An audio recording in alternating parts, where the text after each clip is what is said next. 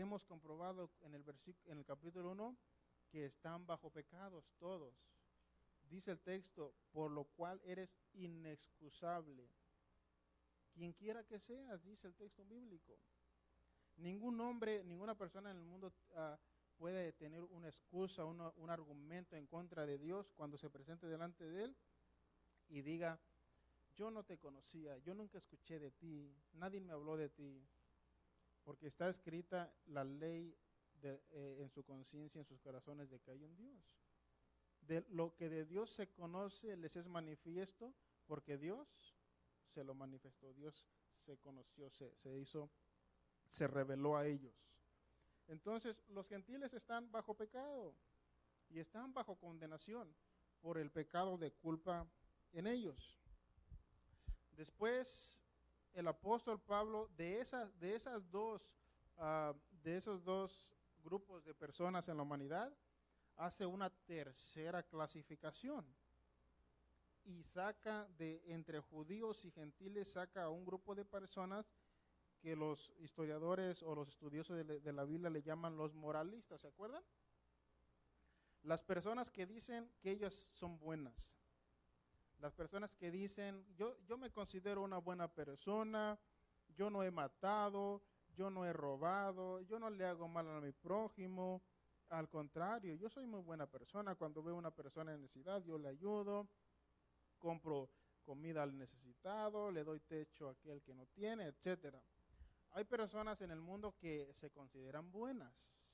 El texto que acabamos de leer dice que no hay ni un justo. Dice, no hay justo ni aun uno, no hay quien entienda, todos se desviaron.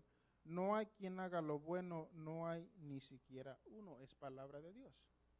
Entonces, los gentiles están bajo maldición por su pecado.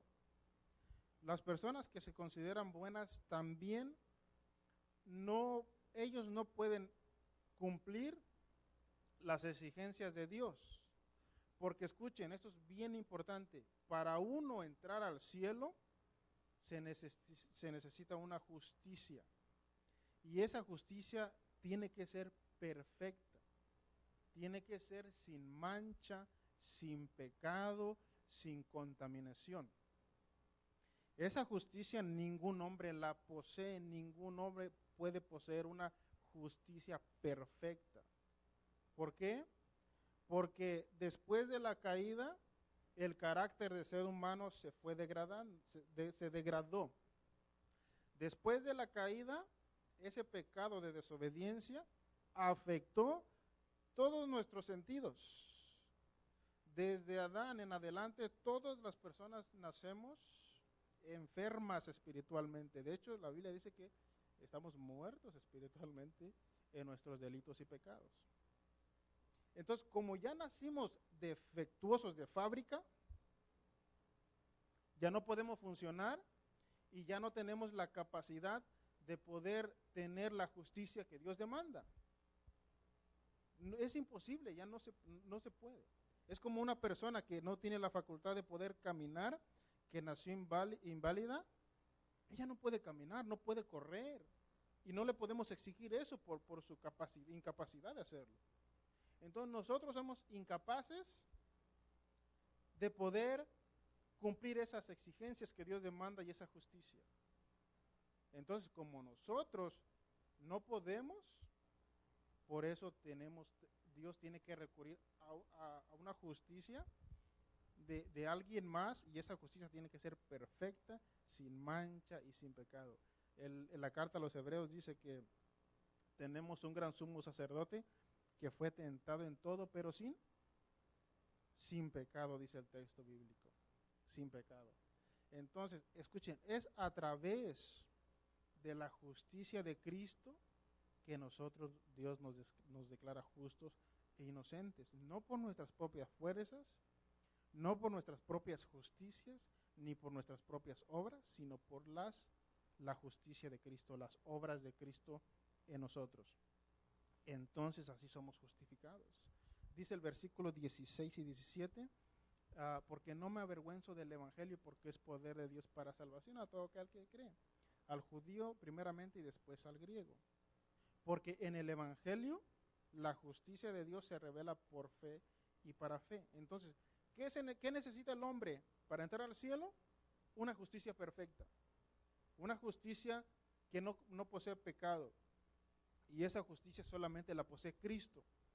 Por eso la Biblia nos invita a correr a los pies de Cristo, para que su manto de justicia pueda estar sobre nosotros, y ya revestiéndonos de ese manto de justicia de Cristo, entonces ya Dios nos puede perdonar y declararnos inocentes, siendo culpable, porque hemos pecado, por cuanto todos pecaron y están destituidos de la gloria de Dios. Entonces, aún siendo pecadoras, gracias a la justicia de Cristo, Dios nos declara inocentes delante de Él. Eso lo vamos a ir desarrollando, eso lo vamos a ir tocando, recordando mucho ya en estos de aquí en adelante, para que se nos quede claro lo que implica ser salvo, para que quede claro lo que implica cuando una persona es salva, ¿correcto? Entonces, los moralistas no son tan buenas como ellas piensan. Los gentiles tampoco ya están siendo condenados por su pecado de culpa. Y ahora vienen los judíos. Los judíos creen que por ser descendiente de Abraham, por ser el pueblo escogido, piensan que ya la hicieron, que ya se van a salvar. Pero dice el apóstol Pablo que también ellos, no por tener la ley de Moisés van a ser salvos. Dice el apóstol Pablo, porque no son los oidores de la ley los que serán justificados, sino los hacedores. Los hacedores de la ley son los que serán justificados. Entonces también los judíos van a pasar por el juicio de Dios, aquellos que no viven conforme a las demandas de Dios.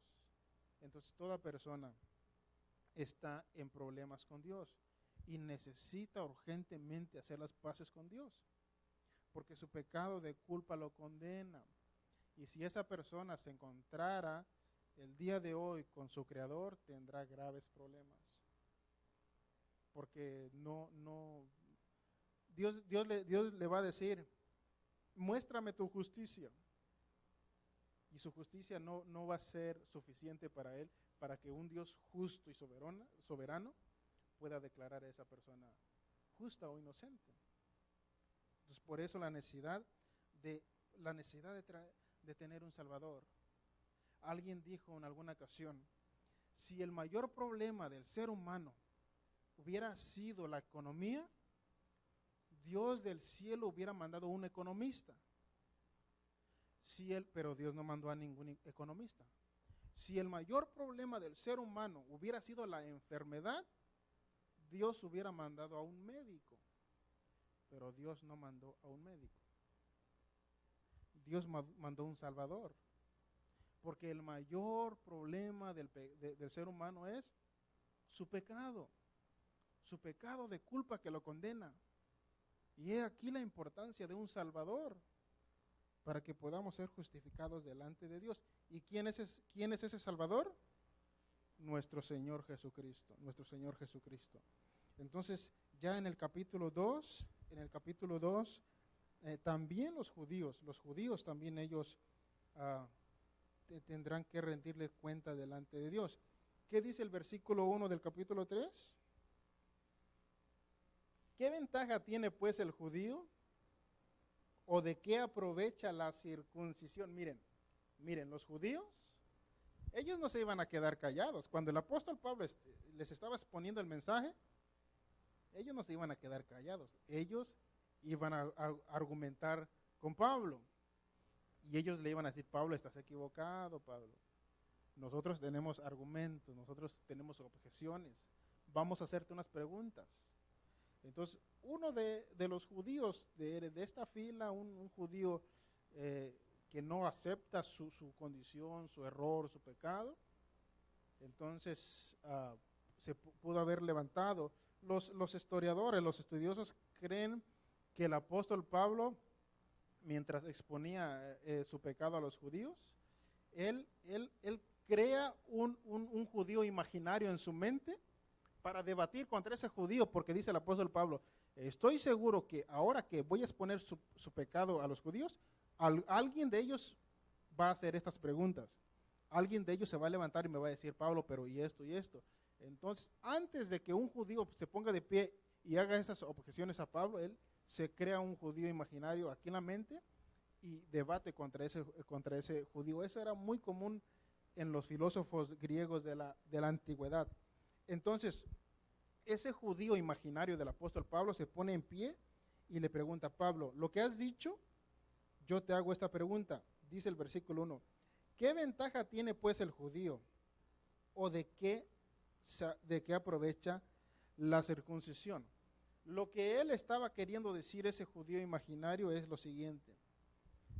Pablo, si tú nos has dicho que nosotros también estamos bajo condenación por nuestro pecado, si nosotros tenemos que compadecer delante de nuestro Dios, entonces, ¿de qué sirve de que Dios nos haya escogido como su pueblo? Entonces, ¿qué ventaja en qué nos ayuda de que Dios haya hecho un pacto con nosotros los judíos? Porque nosotros no escogimos a Dios, Dios nos escogió a nosotros los judíos como su pueblo. Dios nos escogió, Dios hizo un pueblo de entre nosotros y de nosotros somos de descendientes de Abraham y Dios se comprometió con nosotros. Dios hizo promesas con nosotros. ¿Acaso esas promesas Dios las ha invalidado? Eso lo vamos a ver más adelante. Entonces no tenemos ninguna ventaja en contra de los gentiles. Bueno, los gentiles, pues nosotros aceptamos de que ellos están bajo condenación, pero Pablo, nosotros somos el pueblo de Dios, nosotros somos los descendientes de Abraham. Dios hizo un pacto con nosotros. Es más, Dios nos dio una señal, y es la circuncisión. Dios nos mandó que nos circuncidáramos, y esa circuncisión sería como señal de que nosotros somos el pueblo de Dios y hemos hecho un pacto con Él. ¿Acaso eso no sirvió de nada? Entonces Dios nos mintió. Entonces, ¿por qué Dios nos hizo tantas promesas en el Antiguo Testamento? Estas son las objeciones de estos judíos, que no se iban a quedar callados. Iban a debatir con el apóstol Pablo. Entonces dice, ¿qué ventaja tiene pues el judío? ¿O qué ventaja tenemos nosotros? ¿O de qué aprovecha la circuncisión si Dios nos mandó que nos circuncidáramos? ¿Qué dice el versículo 2? Mucho, dice el apóstol Pablo. Mucho. En todas maneras, primero, ciertamente, ¿qué dice? Que les ha sido confiada, ¿qué? La palabra de Dios. Ahí está la primera ventaja que ellos tienen. Y la Torá o la ley de Moisés, ¿a qué pueblo Dios le dio la ley de Moisés?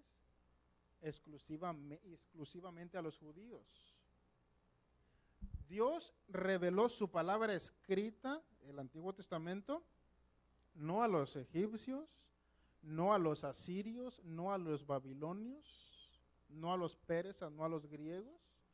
Dios, escuchen, Dios decidió revelar su palabra escrita, el Antiguo Testamento, a los judíos, a los hebreos.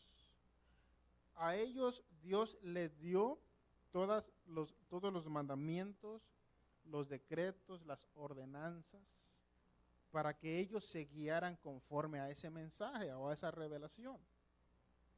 Ahí está la primer ventaja que tienen los judíos, porque los 10 mandamientos o los preceptos que Dios le dio no lo tenían los griegos, ni los egipcios, ni los babilonios.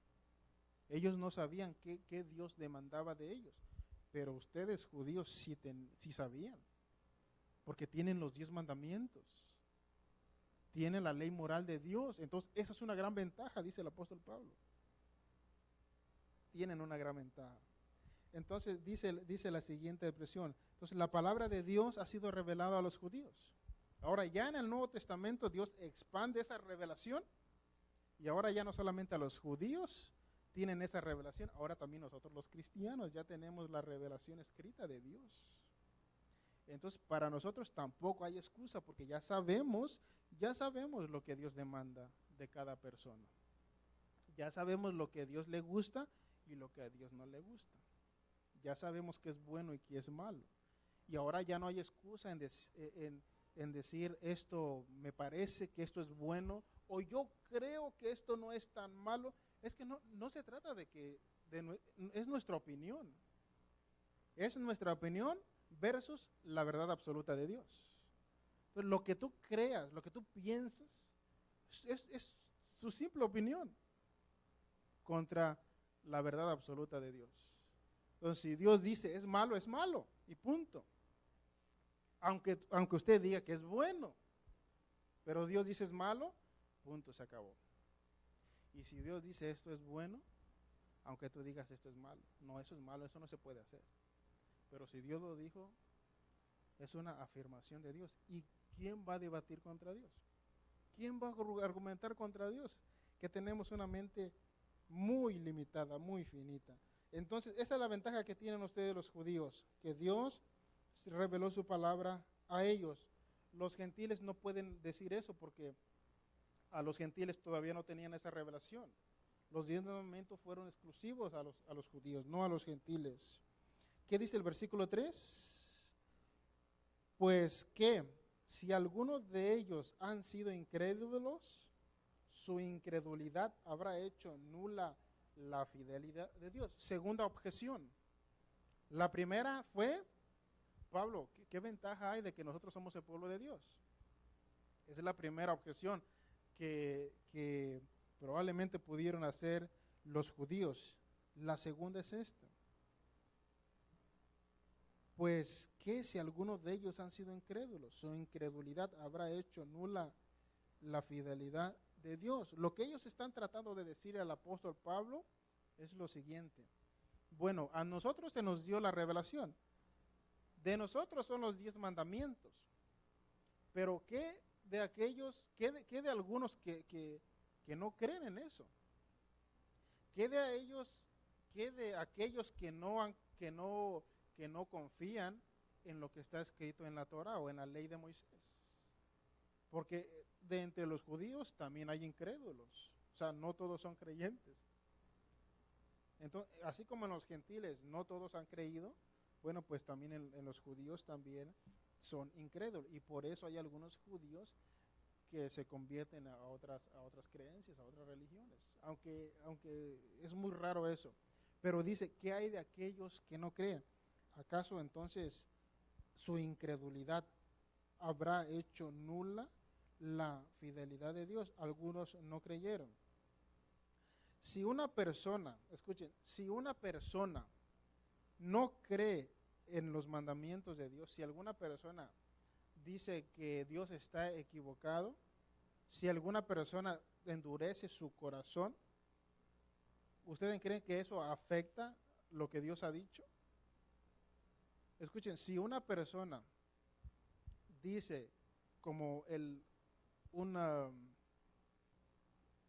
dueño de la cadena de televisión CNN, un ateo, un anticristiano, él dijo o él anuló los 10 mandamientos, rechazó la ley moral de Dios y él se atrevió a inventar sus propios 10 mandamientos.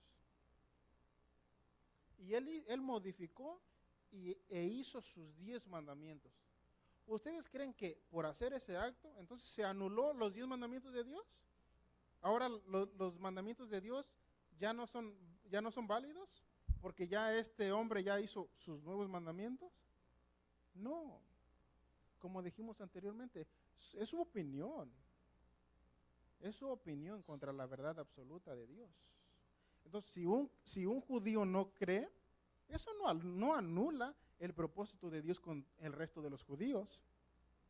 Si unos judíos no creen en el pacto, en la circuncisión y en las promesas a través de Abraham, eso no anula el plan de Dios con los judíos y con el resto de las demás personas. Dios lleva a cabo sus propósitos independientemente si nosotros creemos o no. Escuchen, Génesis 1:1 dice, en el principio creó Dios los cielos y la tierra. Esa es una declaración verdadera, lo crean o no lo crean. Dios se presenta como el creador de todo lo existente, de todo lo existente. Lo creamos o no, eso es una verdad absoluta. Y las verdades absolutas o universales no se pueden modificar. 2 más 2 son 4 aquí en China. No pueden decir los chinos que 2 más 2 son 5. Eso es una verdad absoluta. Entonces, las verdades absolutas de Dios son absolutas y universales. Dios creó varón y hembra, ¿verdad? Aunque otros dicen que hay otros sexos y la ideología de género, etcétera, etcétera. Es su opinión contra la verdad de Dios. Contra la verdad de Dios, que Dios no cambia. Su verdad es para siempre, para siempre. Sécase la hierba, marchítase la flor, ¿qué dice? Pero la palabra de Dios permanece para siempre. Dice el versículo 4, de ninguna manera, antes bien sea Dios veraz, ¿verdad? Veraz, y todo hombre, ¿qué dice? Mentiroso, como está escrito, para que seas justificado en tus palabras y venzas cuando seas juzgado. ¿Ustedes creen que Dios es mentiroso? Que levante la mano aquel que cree que Dios es mentiroso. ¿Ustedes creen que Dios ha mentido alguna vez? Dios no puede mentir. Si Dios mintiera, ya no sería Dios. Dios no se puede enfermar, porque si se enferma ya no sería Dios, el Ser Supremo. Dios no puede morir, porque si muriera no sería Dios. Entonces, Dios tiene algunas imposibilidades, pero eso, antes de afectar su carácter, al contrario, lo perfecciona, porque son negativos. El enfermarse, el morir, el mentir, son negativos, no son positivos. Entonces, Dios no miente. ¿Los hombres mienten? ¿Mienten sí o no? ¿Nosotros mentimos? Usted ha dicho por lo menos una mentira en su vida, ¿sí o no? Si usted dice que no, ya mintió. Ya mintió. Entonces Dios no miente. Dios lo que dice lo cumple. Si Dios prometió y tiene un propósito con la hermana Berta, Dios lo va a cumplir, aunque nuestra hermana crea o no. Porque se trata de Dios, no de ella. Porque es para la alabanza de su gloria, de su gracia, en su bondad. Y así con cada uno de nosotros. Yo le contaba en mi testimonio, ¿verdad?, que Dios me dio una palabra y yo estaba ahí donde está Sergio, a través de un predicador. Todo lo que el predicador dijo se ha cumplido a través de estos años.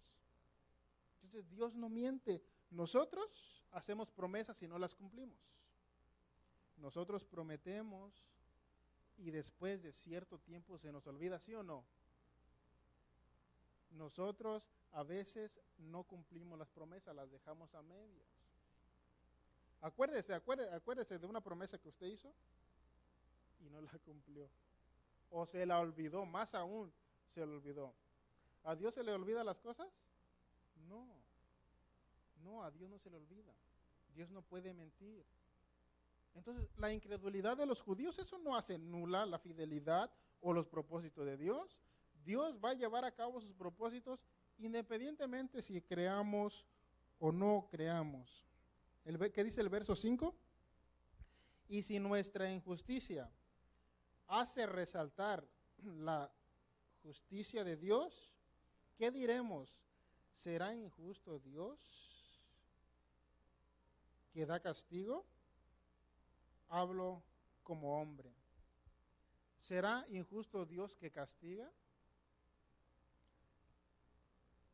Hagamos injusticia, escuchen, hagamos injusticia para que resalte la justicia de Dios. Hay algunos que dicen, bueno, para que se haga más visible, para que resalte la justicia y la bondad de Dios, entonces portémonos mal.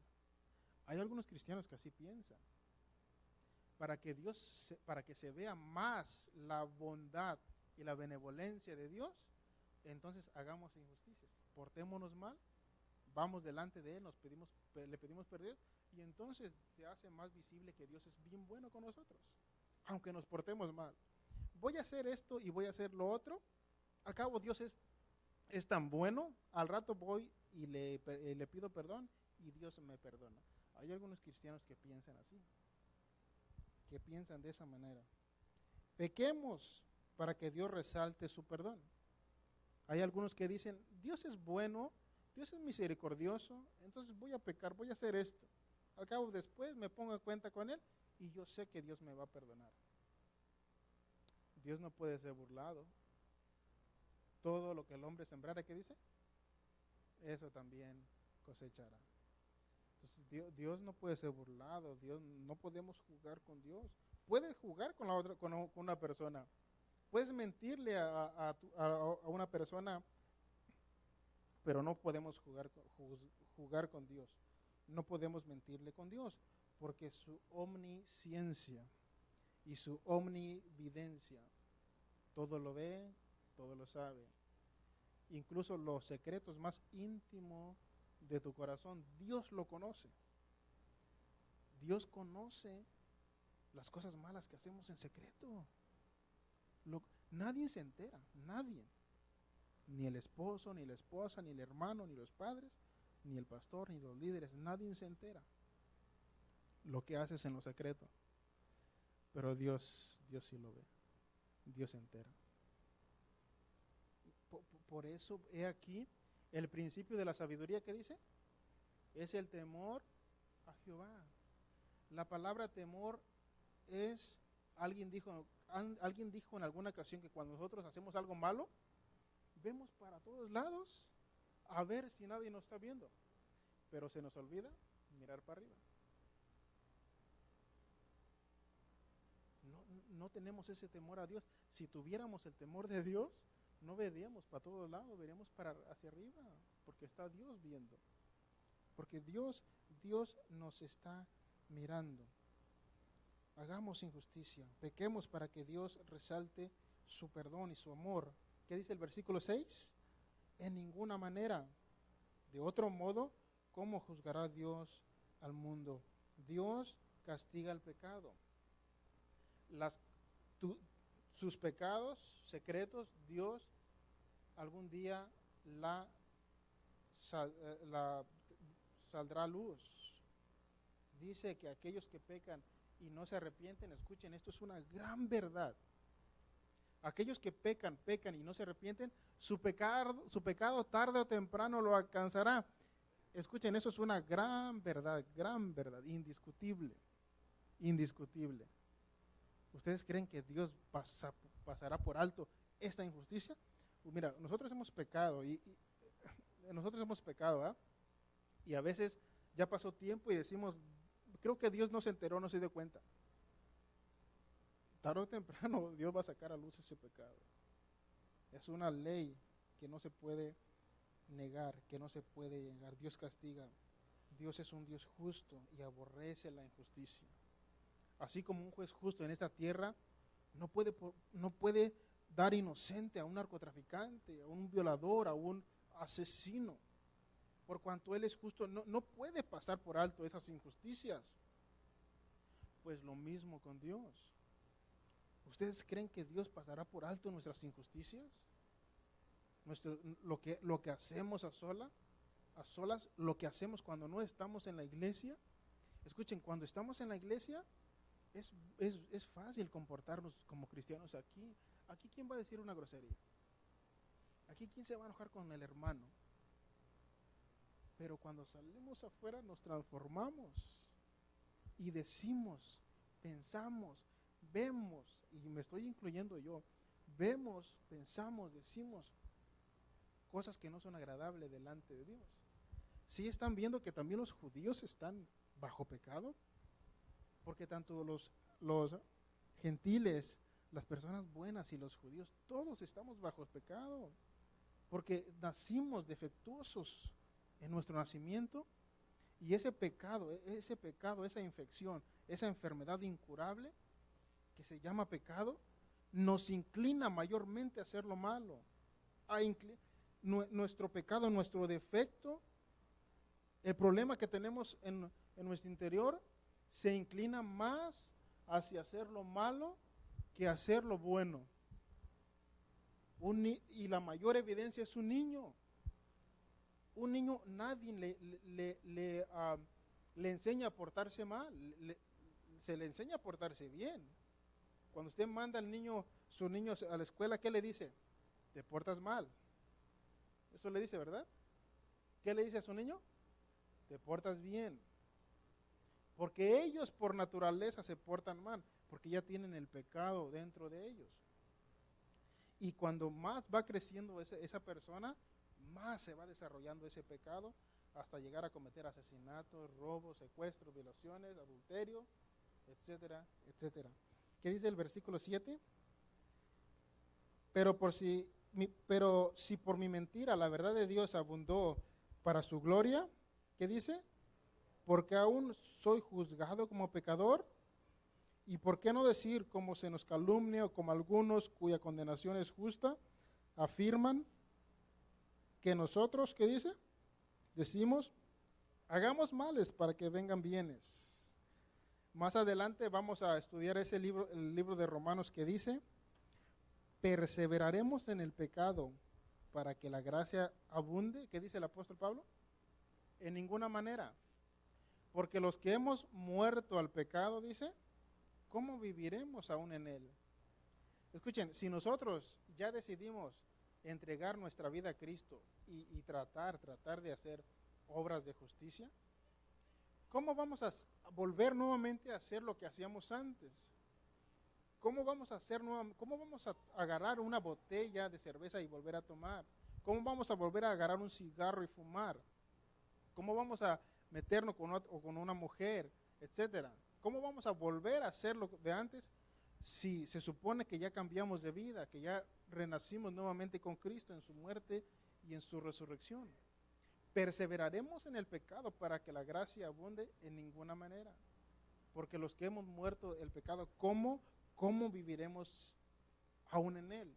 ¿Cómo volveremos a hacer nuevamente lo que hacíamos antes? Entonces, eso no es conversión. No hubo una conversión, no hubo un arrepentimiento en esa persona, si todavía sigue haciendo lo que hacía antes. Un cristiano verdadero y genuino ya no vuelve a ser la misma persona de antes, después de Cristo. Hay un cambio radical en su vida. ¿Qué dice el verso 9? ¿Qué pues somos nosotros mejores que ellos? Otra vez el judío imaginario hablando. En ninguna manera, pues ya hemos acusado a ¿quiénes? A judíos y a gentiles, que todos están bajo pecado. Todos están bajo pecado. Y después el apóstol cita algunos versos bíblicos y del 10 al 18.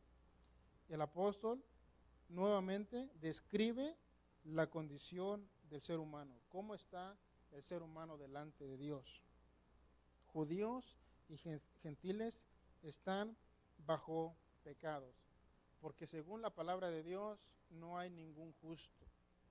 No hay alguien que pueda presentarse delante de Dios con una justicia perfecta, mi estimado hermano. No hay ni una persona en el mundo que pueda decir, Señor, aquí está mi vida, mi justicia, lo que tú demandas es una justicia perfecta, es una justicia santa, es una justicia, la justicia que tú demandas, aquí está. Ninguna persona puede llegar a esos niveles que Dios demanda, porque el defecto de nuestro pecado nos impide llegar a esa exigencia que Dios demanda, y por eso el ser humano necesita urgentemente un Salvador. ¿Qué dice el versículo 19? Pero sabemos que todo lo que la ley dice, lo dice a los que están bajo la ley, o sea, a ustedes los judíos, para que toda boca se cierre y todo el mundo, que dice, quede bajo el juicio de Dios. Esta es el diagnóstico que nos da la Biblia. Todos están bajo el juicio de Dios. Todas las personas están bajo el juicio de Dios. Entonces, si dice, ¿y qué es todo? ¿Qué dice el texto bíblico? Todo el mundo. ¿Qué es todo? Pues todo. Todo el mundo está bajo el juicio de Dios. Y si nosotros las personas nos presentamos delante de Dios bajo ese juicio, pues entonces estamos condenados. Nuestro pecado de culpa nos condena. ¿Y a dónde nos va a mandar Dios? ¿Al cielo o al infierno? Al infierno.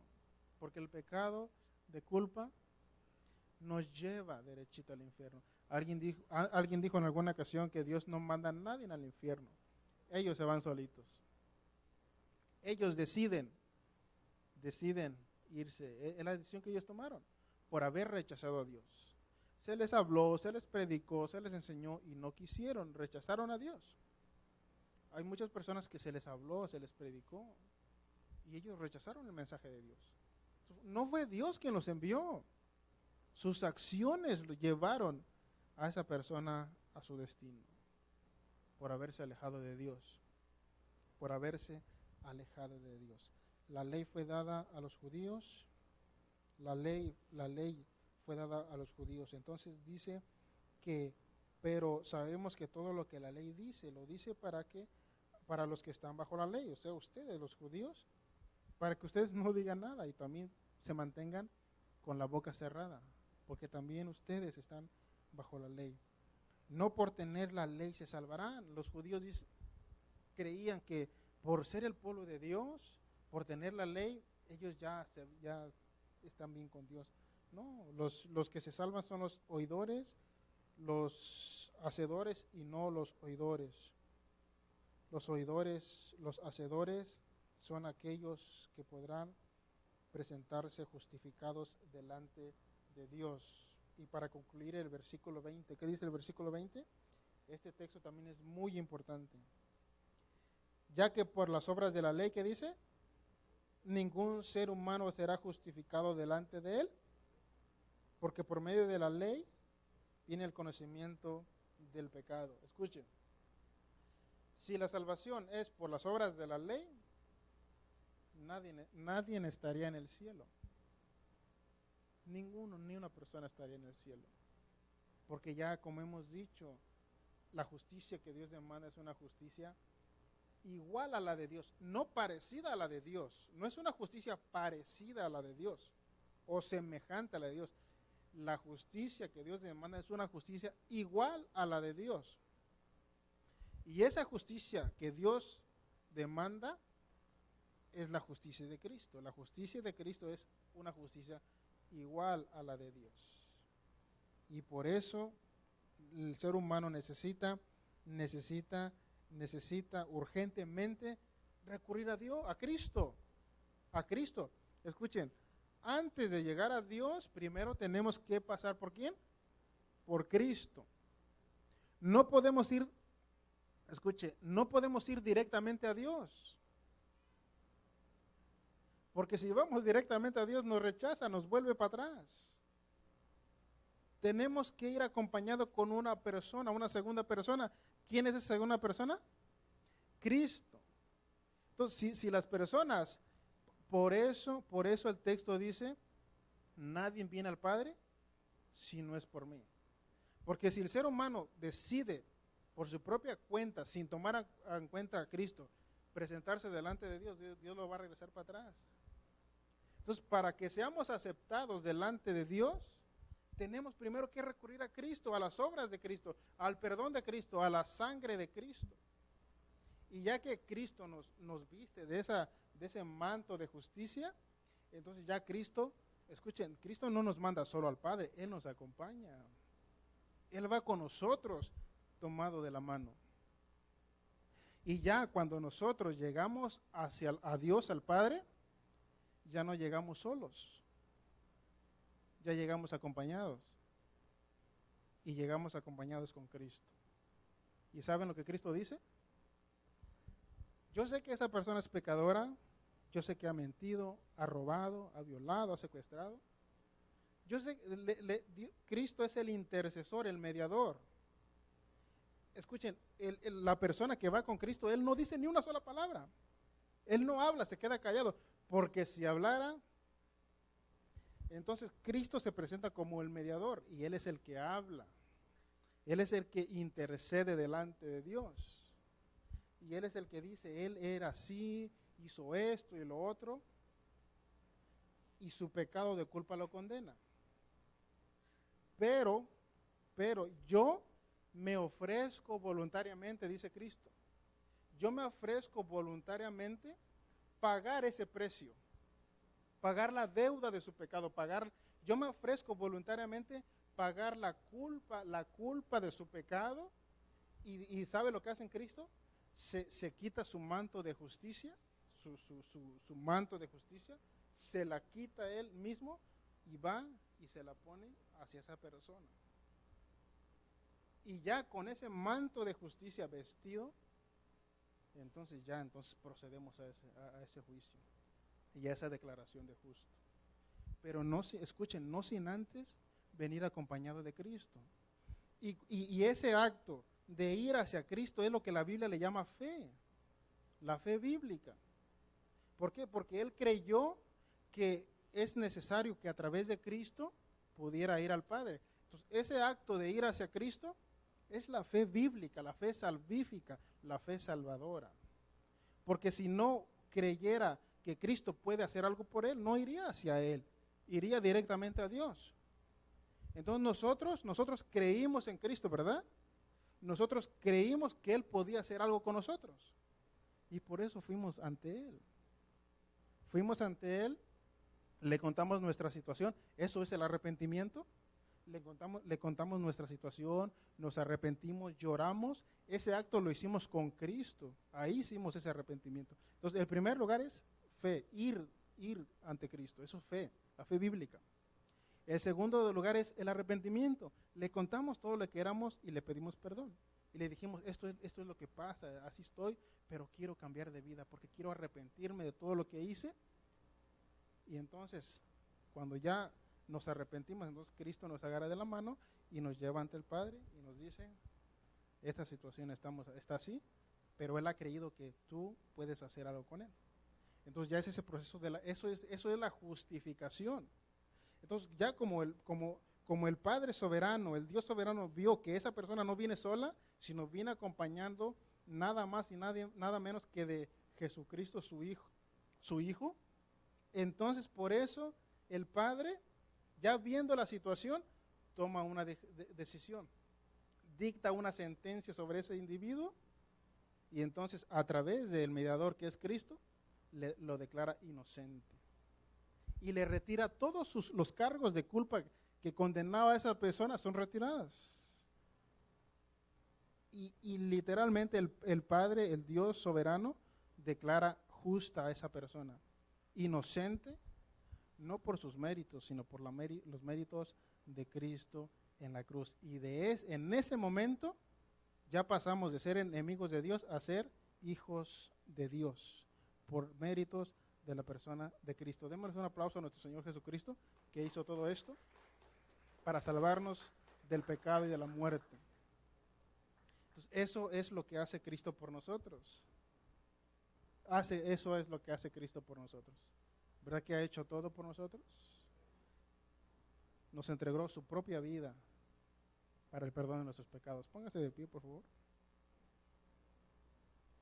Y como yo estoy bien agradecido de que cuando yo recurrí a Cristo, Él no me rechazó, Él no me señaló, Él no me dijo, tú has hecho mucho mal, yo te rechazo. Por cuanto cuando más necesité a Cristo, Él no me rechazó y me condujo a la salvación de mi vida. Lo menos que yo puedo hacer es entregarle mi vida sin reservas. Es vivir, ya no para mí, ahora vivir para Cristo. Y desde hace 11 años yo tomé esa decisión de entregar mi vida a Cristo y de servirle sin reserva para Dios, a Él. porque estoy tan agradecido de lo que Él hizo por mí, que ahora ya no vivo yo, ahora Cristo vive en mí. Ahora Cristo vive en mí. Y ahora yo me esfuerzo por agradarle. Soy pecador, sigo cometiendo errores, muchos errores. De hecho, el apóstol Pablo se considera el primero de los pecadores en Timoteo. Dice, yo que soy el primero de los pecadores. Pues ¿saben quién es el segundo? Yo soy el segundo de los pecadores. Él es el tercero. ¿Quién es el cuarto? Y así sucesivamente. Padre, te damos gracias por tu palabra.